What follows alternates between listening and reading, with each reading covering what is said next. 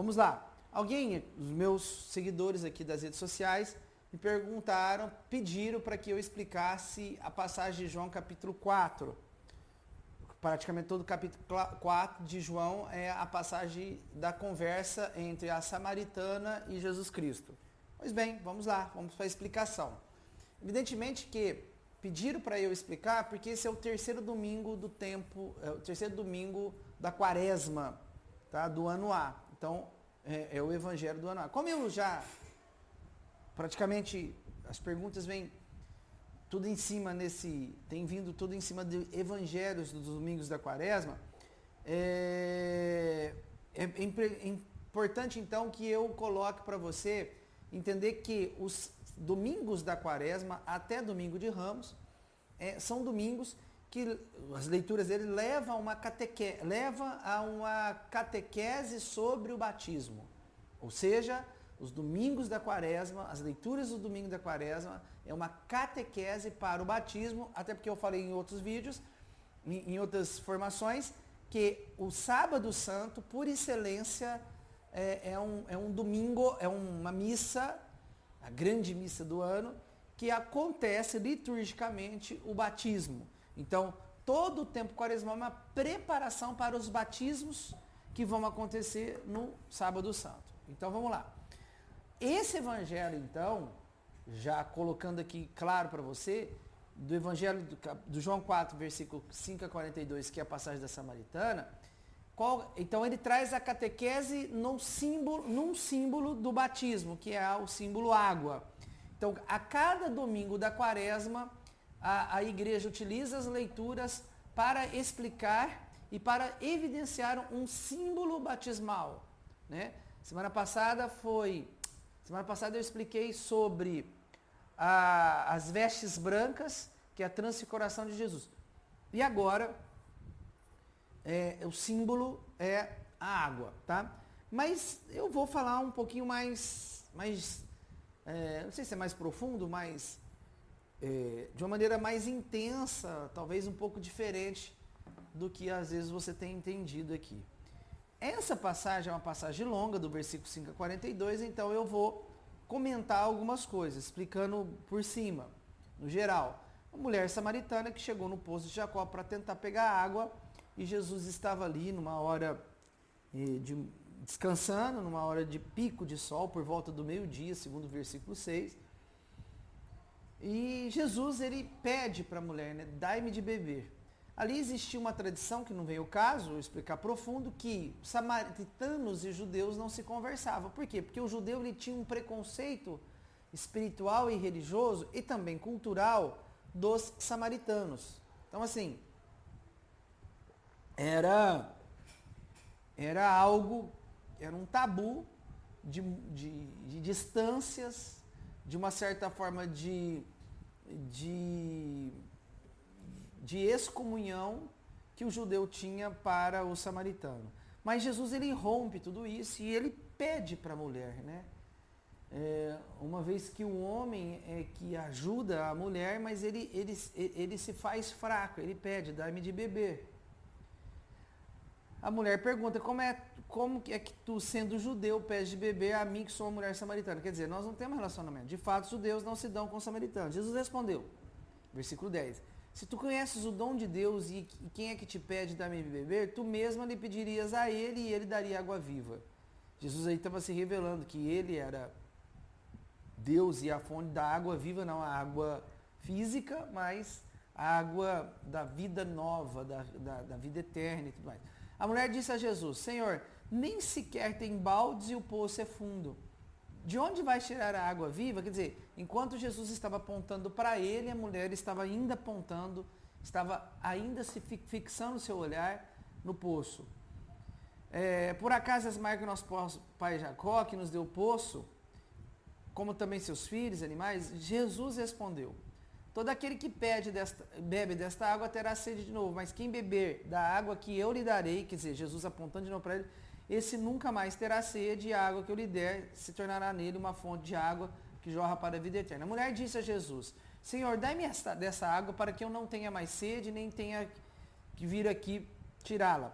Jesus disse, vai chamar o teu marido e volta aqui. Aí Jesus começou a alimentar a mulher, a tirar a sede dela, a matar a sede dela, quando Jesus fala, vai chamar o teu marido e volta aqui. A mulher respondeu, eu não tenho marido. Jesus disse, disseste bem que não tens maridos, pois tivesse 5 maridos e o que tens agora não é teu marido. Nisso falasse a verdade. Jesus alimenta essa mulher através de uma conversa tocando num assunto da vida dela muito delicado. O assunto da vida dela era marido. E o nosso assunto mais delicado de todo ser humano são pessoas. Pessoas que passam por nós. Pessoas que passam e que a gente não deseja que passe. Pessoas que deixam lugares vazios. E esses lugares vão ficar vazios, às vezes, para a vida inteira. Parentes, amigos, irmãos, namoradas, namorados.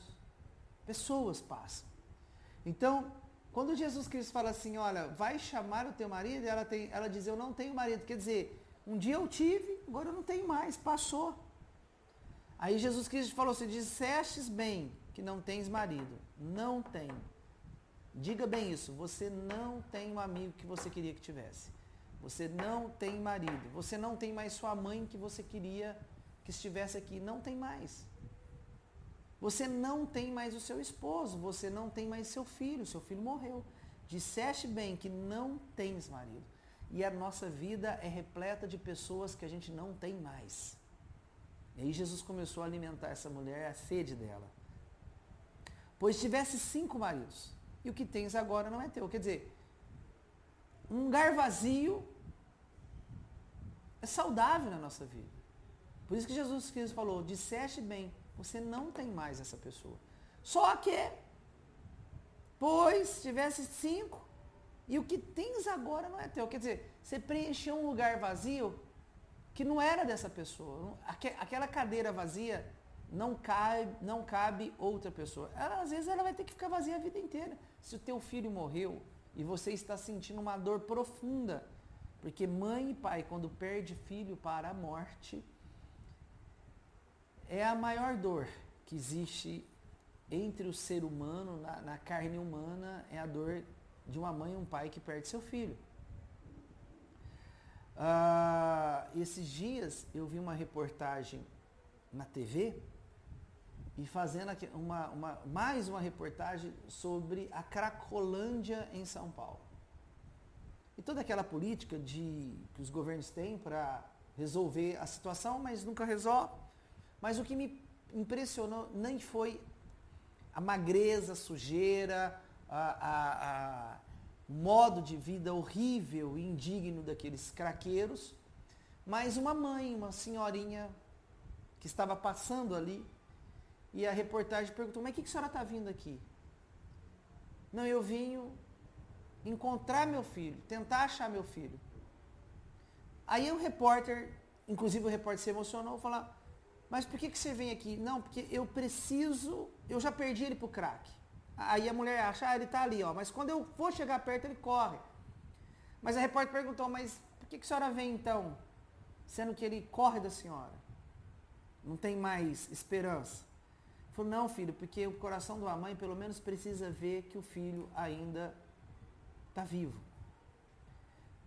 Por mais que você seja uma mãe que agora já não tem mais esperança como essa, que não tem, ainda que o filho dessa mãe esteja no crack, perdido, já numa morte, mas a mãe está vendo ele ali, está vendo ele vivo, ainda que ele esteja morto interiormente, ele está vivo. Mas talvez você que esteja me ouvindo agora, esteja sentindo aquela cadeira vazia, aquele sofá vazio, aquela cama vazia, os vazios de pessoas. Isso é uma dor mais terrível que o ser humano pode ter. É a sede mais aguda que o ser humano tem, são sede de pessoas que não estão mais. Pessoas que te alimentavam o teu coração, o teu espírito, as tuas emoções, a tua alegria, eles não estão mais entre você. O que Jesus Cristo fala?